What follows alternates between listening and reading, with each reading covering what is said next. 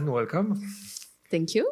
So welcome in our premises. Yeah. So thanks for hosting this event, and it's great because in terms of diversity at Price, we are really strong because we have three lady speakers tonight. So, and we will start with you in the first place. So let's talk, and you have maybe the slide. So as I say, let's talk about the two recent surveys, the global treasury survey from PwC worldwide, an interesting one that was run in the first half of 23, and the EACT survey that was run in the first quarter of 24. And let's compare. So maybe the first question, and it's very interesting because you always compare the priorities for the treasurers and for the CFOs, the N+1. And I would like to have maybe a few comments. What are the major, let's say, outcome of this ranking of priorities? First, as you can see, there is a great alignment between CFOs and treasurer. So that's also an important point. Yeah, not always the case. Sometimes you are very different on topics.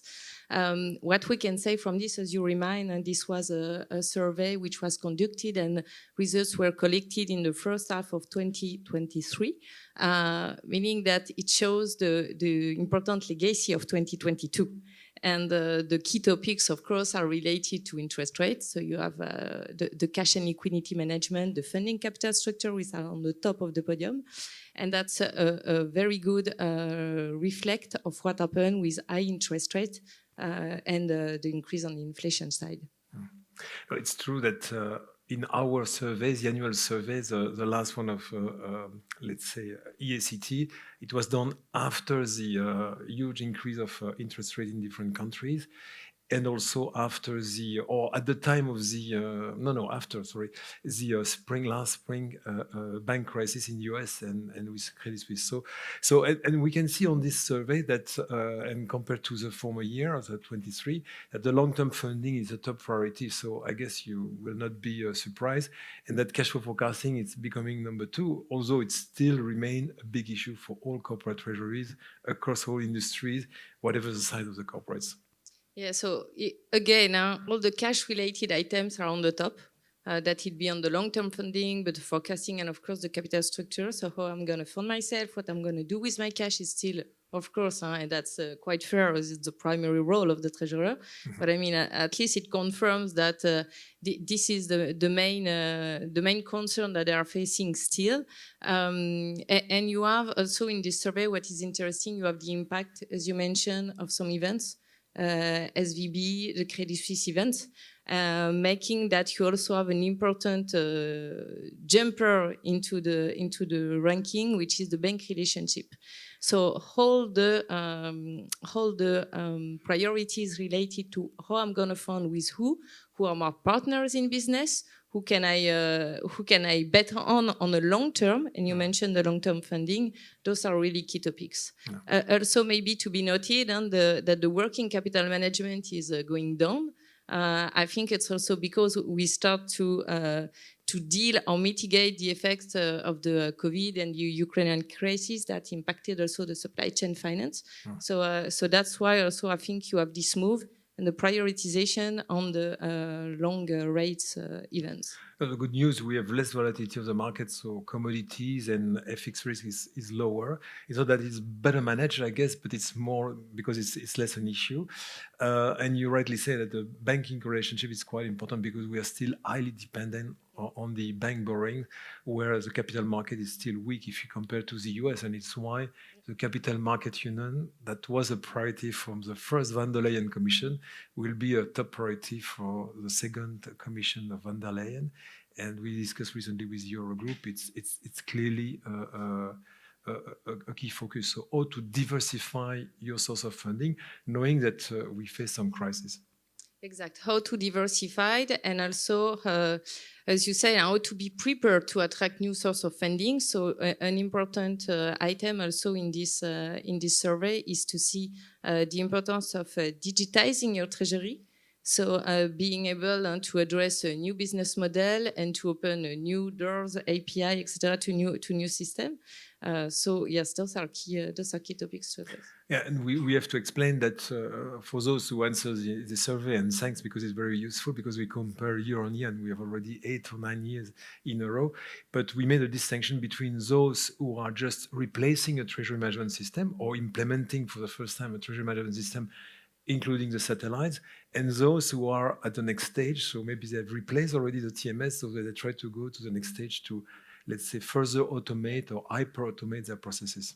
So you have this point, of course. So you have the one who already made a big bang. So they are the next stage and they are more smoothing and easing their processes.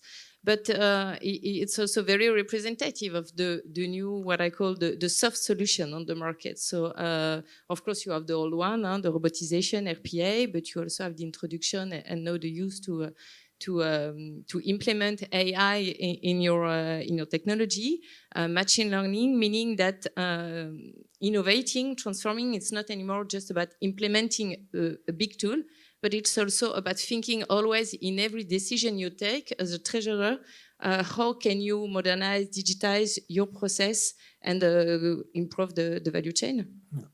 No, it's a big challenge. And by the way, on AI, I'm pleased to say that in the frame of Journey to Treasury, we partner with PwC, BNP, and also SAP. It's something that we will address.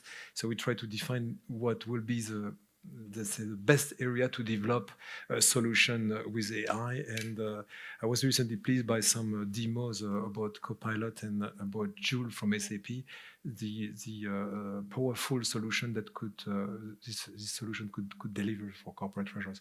If we have a look at the priorities, what will be the takeaways or the recommendation from one of the big four and one from advisors? Tell us. No, but if you look at this graph, what's interesting is that you don't have one clear and one really leader in the top priorities. So you have a mix of concern that the treasurer has to address.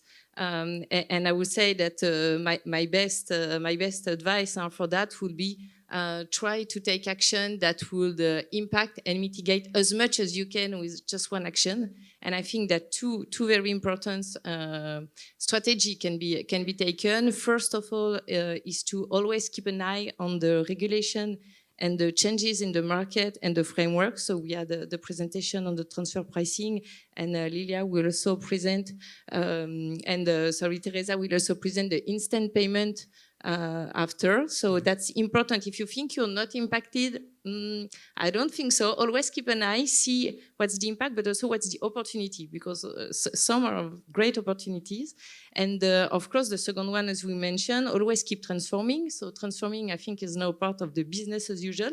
It's not a project that you lead every 5 or 10 years now in your organization.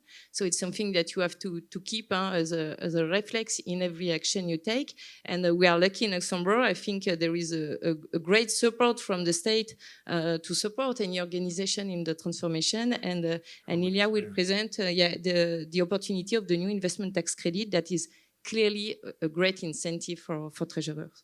For digitization, yeah. No, very interesting comments. So if you're interested in checking the results, so you can go on the PwC website for the Global Treasury Survey. And our survey is available on our website and on EACT website. So thanks a lot for this comment. Thank you.